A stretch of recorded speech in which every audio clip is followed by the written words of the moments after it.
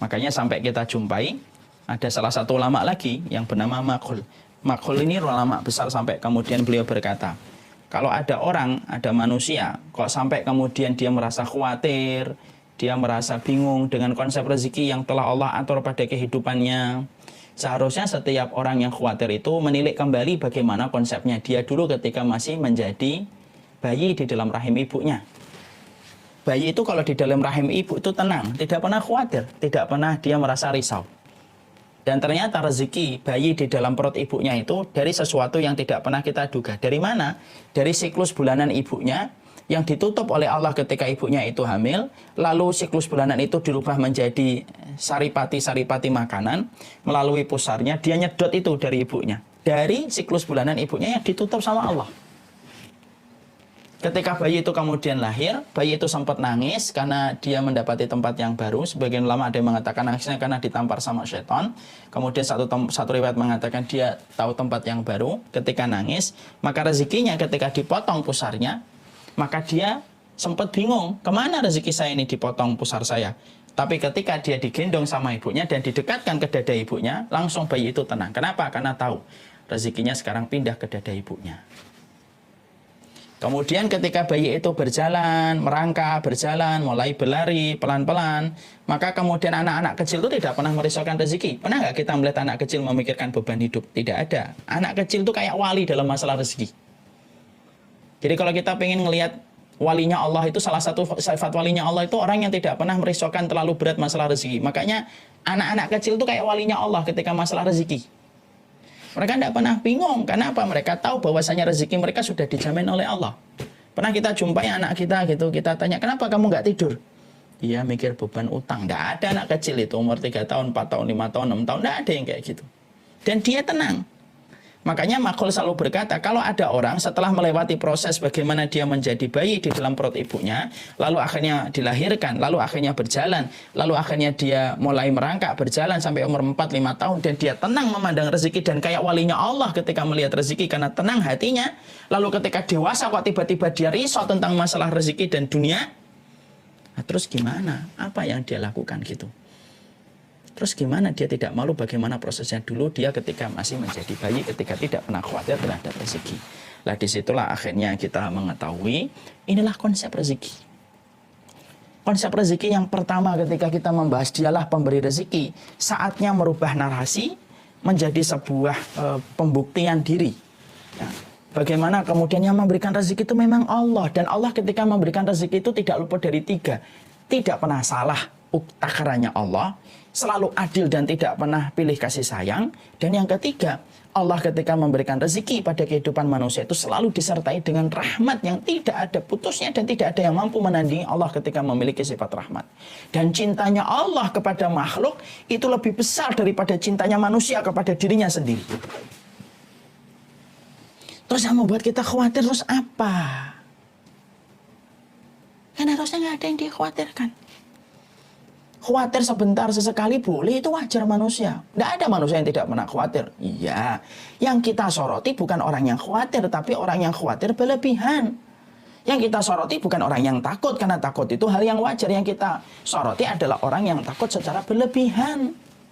Dan biasanya orang kalau sudah gelisah, ketika orang itu sudah khawatir, ketika orang sudah takut, karena dia lupa dia itu bersandar kepada siapa dalam hidup ini, ketika dia lupa bersandar kepada siapa, backingnya itu siapa, disitulah rasa khawatir dan ketakutan itu pasti muncul. Kita ini kalau sedang jauh dari Allah, perhatikan siklus kehidupan kita, tak terkecuali saya. Kalau kita sedang jauh dari Allah, pasti yang muncul itu berbagai macam pikiran, macam-macam yang membuat kita khawatir dan takut. Tapi kalau kita sedang dekat dengan Allah, khawatir dan takut itu terkikis pelan-pelan seiring dengan mendekatnya kita dan seiring dengan fahamnya dan yakinnya kita kepada Allah. Nah, backingan kita ini Allah dalam masalah ini, dalam masalah rezeki itu backingannya itu Allah. Kalau anak presiden punya backingan bapaknya presiden, bisa tenang dia dalam apapun yang dia kerjakan. Kalau seorang anak kepala sekolah, dia tenang di sekolahan karena bapaknya adalah kepala sekolah. Kalau anak kapolda mungkin tenang ketika bapaknya adalah seorang kapolda. Kalau seorang anak bos, dia tenang ketika bapaknya itu adalah seorang bos. Lihat, backingan kita ini kan Allah. Dan harusnya ketika orang itu sudah betul-betul sadar, backingan dalam hidupnya itu adalah Allah. Ketika Allah sudah menyampaikan, Allah yang ngasih rezeki, Allah yang mencukupi rezeki, berarti harusnya kita tenang pada kehidupan kita. Makanya Allah kemudian menyampaikan di dalam surat Saba ayat yang ke-24. Kul mayyarzuqukum minas samawati wal ardi kulillah. Katakanlah, siapa yang ngasih rezeki kamu dari langit dan di bumi? Katakanlah Allah. Katakan Allah itu artinya katakan, baik itu narasi ataupun dalam masalah, yaitu bukan hanya narasi tapi kemudian harus betul-betul dibuktikan dalam kehidupan nyata. Kisah-kisah yang tadi saya sampaikan itu sebenarnya memberikan kepada kita sebuah pegangan. Kalau masalah ular, ternyata Allah yang mengatur rezekinya dan tidak terlewatkan dalam pembagian Allah, apalagi manusia yang beriman kepada Allah. Saya pernah punya sebuah kisah nyata ini, Bapak dan Ibu. Ini masih poin yang pertama. Saya punya seorang teman dulu ketika kami kuliah, pada satu pagi beliau pengen meminjam uang. Ketika beliau pengen meminjam uang, saat itu saya tidak punya uang kalau tidak salah, cuma punya uang 1 juta. Saya tanya, buat apa sih kok pagi-pagi sudah minjem uang gitu? Iya Ustadz. Dia mengatakan, iya akhi, bukan ya Ustadz. Dia mengatakan, iya akhi, istri saya mau kelahiran dan ternyata beliau harus dirawat dulu di rumah sakit.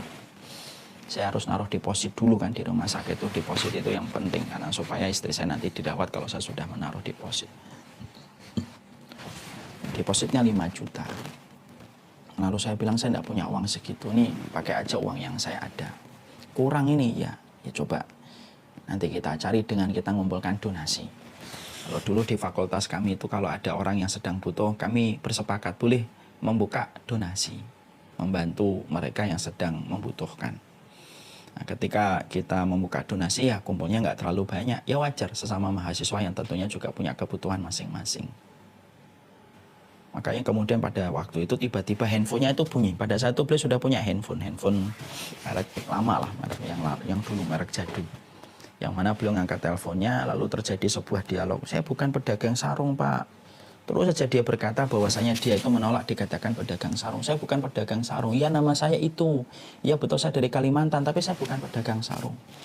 Lama itu. Saya dengar di sebelah itu, karena saya tidak mendengar si penelepon, ya saya cuma mendengar dari teman saya. Teman saya kemudian berkata, ya sudah Pak, kalau Bapak paksa saya bahwasanya saya pedagang sarung, saya pedagang sarung. Mau ngapain Pak? Ya akhirnya si penelpon itu meminta supaya didatangkan sarung dari Kalimantan dan dia beli beberapa kodi. Masya Allah, akhirnya singkat ceritanya, kata teman saya, akhirnya dia nelpon saudaranya, suruh ngirimkan itu sarung yang diminta oleh beliau, dan ternyata ada, terjadi transaksi, kemudian ditransfer pembayarannya, Masya Allah. Setelah beberapa hari, 1 pekan atau 10 harian gitu, beliau ini cerita sama saya, antum, akhi ingat gak saya pagi-pagi ketika mau minjem uang gitu? Iya, kenapa? Iya, dan kemudian antum tahu ada yang telepon saya, iya. Iya, itu orang itu mengatakan saya pedagang sarung, padahal saya bukan pedagang sarung. Tapi akhirnya saya iya-iyakan aja karena beliau mendesak saya. Akhirnya kami terjadi transaksi dan lain sebagainya. Dan akhirnya saya bisa dapat untung dari penjualan sarung secara tidak sengaja itu dalam tanda kutip.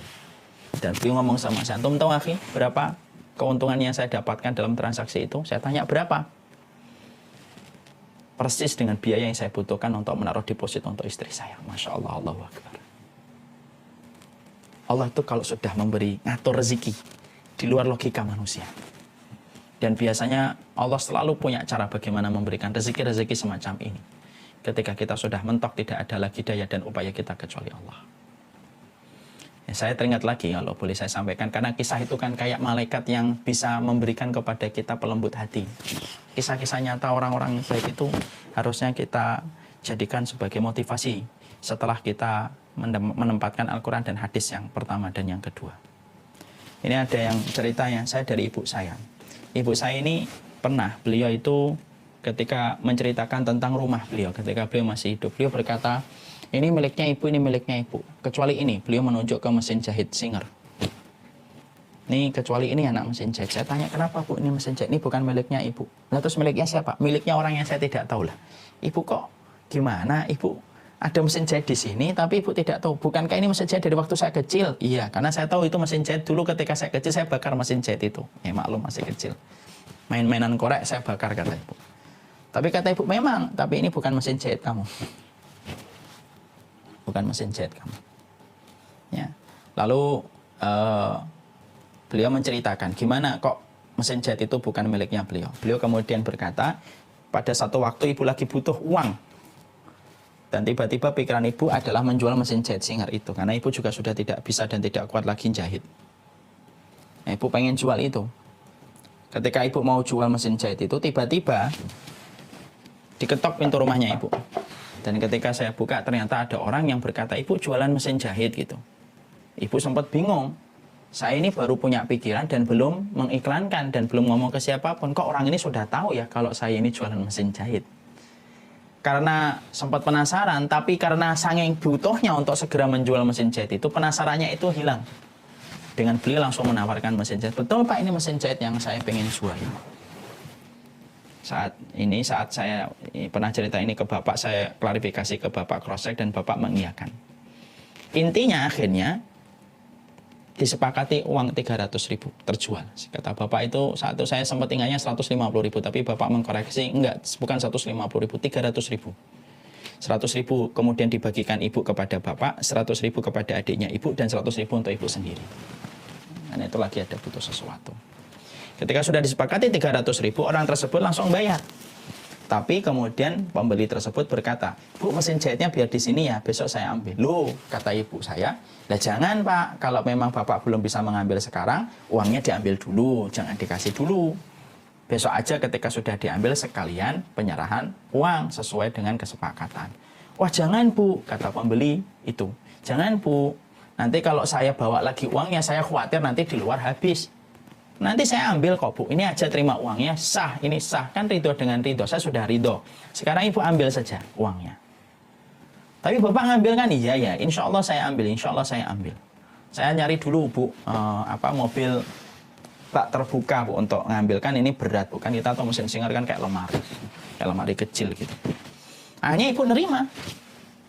Ketika ibu kemudian sudah menerima, esok harinya ibu tunggu tidak pernah datang, lusa tidak pernah datang. Bahkan depan tidak pernah datang, bulan depan tidak pernah datang, bertahun-tahun, sampai ibu meninggal dunia mesin jahit itu masih ada di rumah dan tidak ada yang mengambilnya. Padahal 300.000 sudah dibagikan oleh ibu. Dengan akad sudah ridho pembelinya untuk memberikan uang tersebut. Masya Allah. Saya itu akhirnya paham ya, Masya Allah ya. Kalau kaum materialistik itu selalu menjelaskan dan menjabarkan konsep rezeki begini, panjang lebar. Nah itu bolehlah kita ambil sebagai teori yang kita pelajari selama tidak bertentangan dengan kitabullah dan sunnah. Tapi kalau orang beriman, kadang-kadang dia itu memiliki sesuatu, Masya Allah ya. Allah itu kalau sudah menetapkan, Allah itu pemberi rezeki. Caranya Allah itu kalau bagi rezeki itu kadang-kadang di luar logika kita. Tidak mengenal makro, mikro, nggak kenal. Tapi kalau orang yang beriman, fungsinya iman itu adalah menjangkau apa yang tidak bisa dijangkau oleh akal. Sesuatu yang tidak bisa dijangkau oleh akal itu ya pakai iman. Makanya memberikan rezeki, Allah yang memberikan rezeki, bukan mereka. Ini pakai iman, nggak pakai logika. Fungsinya iman menjangkau apa yang tidak bisa dijangkau oleh akal. Sebagaimana tadi kita menerangkan dalam surat Sabah ayat yang ke-24. Kul ma yarzuqukum minas samawati wal ardi kulillah. Siapa yang ngasih rezeki kamu di langit dan di bumi kalau bukan Allah, itu siapa? Allah menyampaikan ini dalam bentuk pertanyaan yang tidak membutuhkan jawaban untuk mengingkari kalau ada orang yang masih beranggapan bahwasanya yang ngasih rezeki itu kantor. Yang ngasih rezeki itu adalah ekonomi yang membaik. Yang ngasih rezeki itu begini dan begitu. Allah kemudian menjelaskan gamblang dengan wahyu yang Allah turunkan. Qul ma yarzuqukum minas samawati wal ardi kulillah. Yang siapa yang ngasih rezeki kamu di langit dan di bumi kalau bukan Allah? Makanya inilah yang menjadikan akhirnya seseorang itu memahami betul. Dialah yang memberi rezeki, bukan manusia. Kantor itu perantara, atasan perantara, customer perantara, klien sementara itu adalah perantara. Tapi tetap di belakang semua hal yang tadi kita sebutkan, di belakang semua itu, di belakangnya kantor, di belakangnya atasan, di belakangnya klien, di belakangnya customer, Allah yang menggerakkan. Allah yang menggerakkan semuanya. Pernah kadang-kadang kita datang ke satu warung jauh-jauh ternyata tutup. Tapi tidak jauh dari itu kita akhirnya mendapatkan warung yang akhirnya kita tahu di warung itu juga ternyata enak. Gara-gara warung yang satunya tutup. Allah yang ngatur semuanya. Dan itulah yang menjadikan kita menenangkan diri. Pandemi ini memberikan keterbatasan. Betul. Pandemi ini memberikan kepada kita turun dan lesunya ekonomi. Betul. Pandemi ini menjadikan kita mendapati kabar bahwasanya orang akhirnya di PHK, kemudian dipangkas, kemudian perusahaan ini ditutup. Iya. Sedih boleh, berlebihan dalam sedih yang nggak boleh. Khawatir boleh, berlebihan dalam rasa khawatir dan takut itu tidak boleh. Kenapa? Karena orang mukmin tahu Allah memberikan rezeki tidak pernah lepas dari 3 sifat yang sempurna. Sifat adilnya, sifat tidak pernah salahnya, dan sifat rahmatnya yang tidak terbatas pada kehidupan manusia.